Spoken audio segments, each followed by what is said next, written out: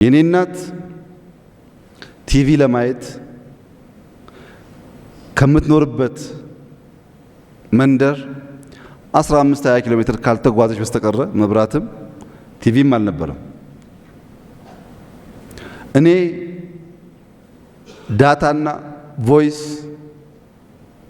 የሚጠቀሙ ስልኮች አሁን ደግሞ ትንሽ ዜና የምሰማበት ስልክ ጋር ደርሻለሁ። ልጄ ያንን እንድትደግም ግን አልፈልግም። ልጄ እኔ ባለፍኩበት መንገድ እንድታልፍ አልፈልግም። የእናቴን አብዝቼ የምመኝ ከሆንኩ ቅድም ልጁ እንዳለው መደብ ነው የምመኘው ማለት ነው። እኛ ድሮ የምትሉ ሰዎች መደብ ነው፣ ምንም የለም፣ ምንም የሚያጓጓ ነገር የለም።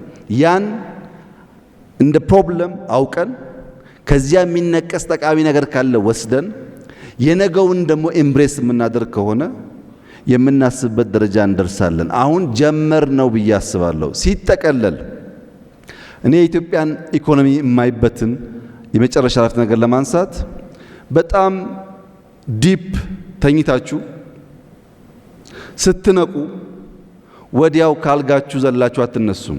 ትንሽ ትንጠራራላችሁ፣ ስትሬች ታደርጋላችሁ። ሰው ልክ ነቅቶ ወዲያው እንቅስቃሴ አይጀምርም። የኢትዮጵያ ኢኮኖሚ እንደዛ ነው የማይሆን። ከዲፕ እንቅልፍ መነቃቃት ጀምሯል፣ ስትሬች ማድረግ ጀምሯል። ግን መራመድ እንዲጀምር መታገዝ አለበት። የሚያኩራራ ቦታ አልደረስንም። ከእንቅልፍ ነቅተናል፣ ስትሬች እያደረግን ነው። ትንሽ ፑሽ አድርገን ከገፋ ነው ግን የምንልበት ቦታ ይደርሳል ብዬ ተስፋ አደርጋለሁ። አመሰግናለሁ።